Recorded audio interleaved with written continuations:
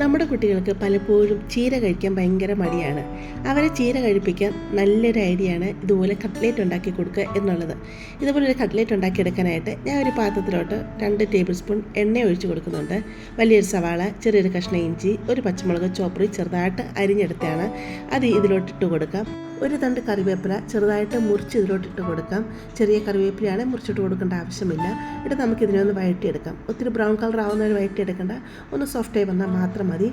ഇതിലോട്ട് 1 teaspoon Kashmiri chilli പൗഡറും 1/2 teaspoon കുരുമുളക് പൊടിയും 1/4 ടീസ്പൂൺ മഞ്ഞൾപ്പൊടിയും 3/4 ടീസ്പൂൺ ഗരം മസാലയും കൂടെ ഇട്ട് അതിൻ്റെ പച്ച സ്മെല്ല് മാറുന്നപോലെ നല്ലതായിട്ട് വഴറ്റിയെടുക്കുക.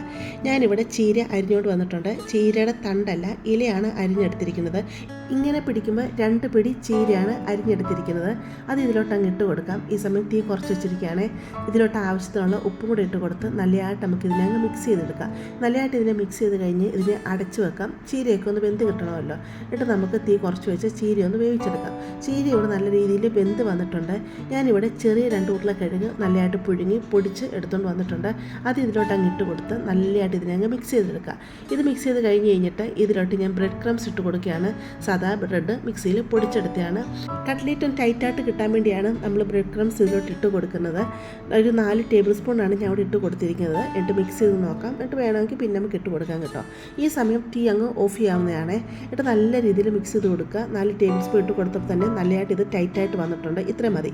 ഇതിപ്പോൾ ഒന്ന് തണുത്ത് വരണം. ഞാനൊരു വേറെ പാത്രത്തിലോട്ട് മാറ്റിയിരുന്നു. നല്ലതായിട്ട് തണുത്ത് വന്നിട്ടുണ്ട്. എനിക്കിവിടെ കട്ട്ലേറ്റ് ഷേപ്പ് ചെയ്തെടുക്കാനായിട്ടൊരു ഷേപ്പറുണ്ട്. ഹാർട്ട് ഷേപ്പാണ് എൻ്റെ ഇരിക്കുന്നത് കേട്ടോ. നിങ്ങളുടെ കയ്യിൽ കട്ട്ലേറ്റ് ഷേപ്പർ ഇല്ലാന്നുണ്ടെങ്കിൽ റൗണ്ടായിട്ട് ഇതിനെ കട്ട്ലേറ്റ് ആക്കി എടുത്ത് സാധാരണ റൗണ്ട് കട്ട്ലേറ്റ് ഉണ്ടല്ലോ, ആ ഷേപ്പ് ആക്കി എടുത്താൽ മതി. അതല്ലെങ്കിൽ ഒരു സ്പൂൺ എടുക്കുക. എന്നിട്ട് ആ സ്പൂണിൻ്റെ രീതിയിൽ ഷേപ്പ് ആക്കി എടുക്കുക കേട്ടോ. അങ്ങനെ ഞാൻ ഇവിടെ കട്ട്ലേറ്റ് ഷേപ്പ് ആക്കി എടുത്തിട്ടുണ്ട്. നല്ല പെർഫെക്റ്റ് ആയിട്ട് വന്നിട്ടുണ്ട്.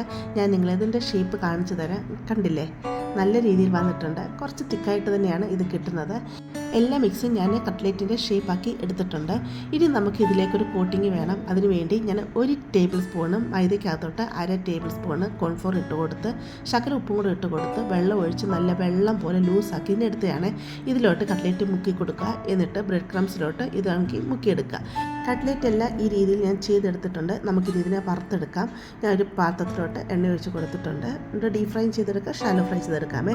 ഞാൻ ഒരു ഷാലോ ഫ്രൈ ആണ് ചെയ്തെടുക്കുന്നത്. എല്ലാ കട്ട്ലേറ്റ് നമുക്ക് ഇട്ട് കൊടുത്ത് തിരിച്ച് മറിച്ച് വിട്ട് നമുക്കിനെ ഫ്രൈ ചെയ്തെടുക്കാം കേട്ടോ. ഇപ്പം നിങ്ങൾ ഈ മൈദമാവിൻ്റെ അകത്ത് മുക്കിയിട്ട് ബ്രെഡ് ക്രംസിൽ മുക്കിയിട്ട് അത് ഫ്രീസറിൽ വെച്ച് കൊടുക്കാം കേട്ടോ. എത്ര ദിവസം വേണമെങ്കിലും അത് ഫ്രീസറിൽ സൂക്ഷിക്കാവുന്നതാണ്. ഈ ചീരക്കട്ടിൽ നല്ല ടേസ്റ്റാണ് കേട്ടോ. ചീര കഴിക്കാത്ത എല്ലാ കുട്ടികളും ഇതുപോലെ ഉണ്ടാക്കി കൊടുത്താൽ കഴിച്ചോളൂ. നിങ്ങൾക്ക് ഇഷ്ടപ്പെടുകയാണെങ്കിൽ ഒന്ന് സബ് ചെയ്ത് ഒന്ന് ലൈക്ക് ചെയ്യണേ.